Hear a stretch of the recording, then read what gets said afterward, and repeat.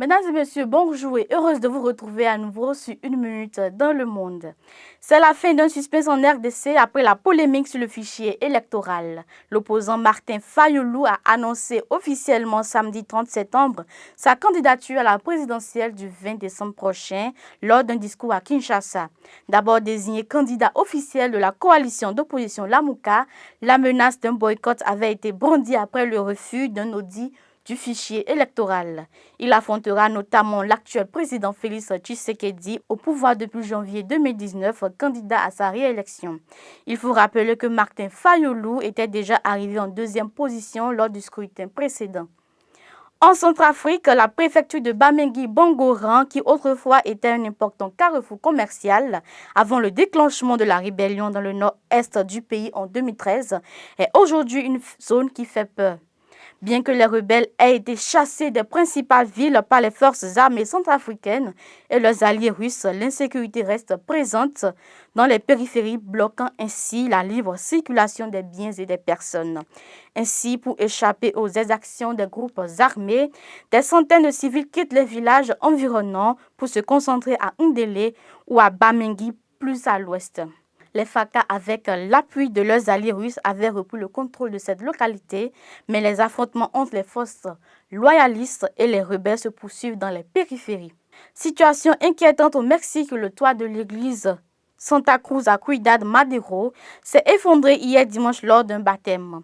Des dizaines de paroissiens qui se trouvaient dans l'église au moment de l'effondrement se sont retrouvés sous les décombres.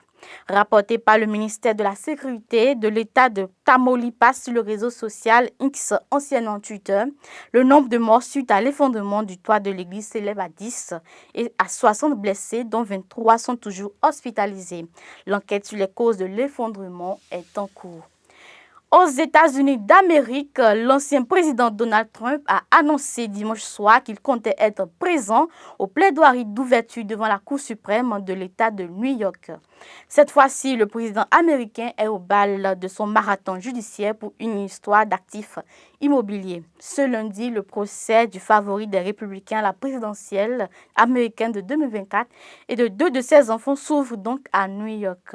Ils sont accusés d'avoir gonflé de manière colossale et pendant des années leurs actifs immobiliers. Âgé de 117 ans, l'ancien président a annoncé dimanche soir qu'il comptait être présent ce jour aux plaidoiries d'ouverture devant la Cour suprême de l'État de New York, où il est cité comme témoin. Je cite, « Je vais au tribunal demain matin pour me battre pour mon nom et ma réputation », fin de citation, a fait savoir l'ex-magnat de l'immobilier dans un message posté tard dans la soirée sur la plateforme Truth Social, dans lequel il qualifie la procureure générale de New York de corrompue et le juge chargé de l'affaire de déséquilibré. Pour lui, toute cette affaire est une imposture, a-t-il également écrit. Terminons avec ce fait divers. À Nantes, en France, un bébé de 2 ans a été transporté d'urgence à l'hôpital après s'être noyé ce dimanche.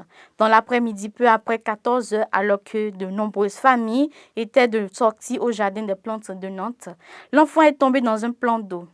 Immédiatement intervenus sur les lieux, une dizaine de sapeurs-pompiers ont pris en charge la petite victime qui se trouvait en arrêt cardio-respiratoire à la suite de cette noyade. D'après le service départemental d'incendie et de secours 10, le bébé a été transporté avec le SMUR en urgence absolue au CHU en réanimation pédiatrique. Ce sera tout pour aujourd'hui. Merci de nous avoir suivis et excellente semaine à vous.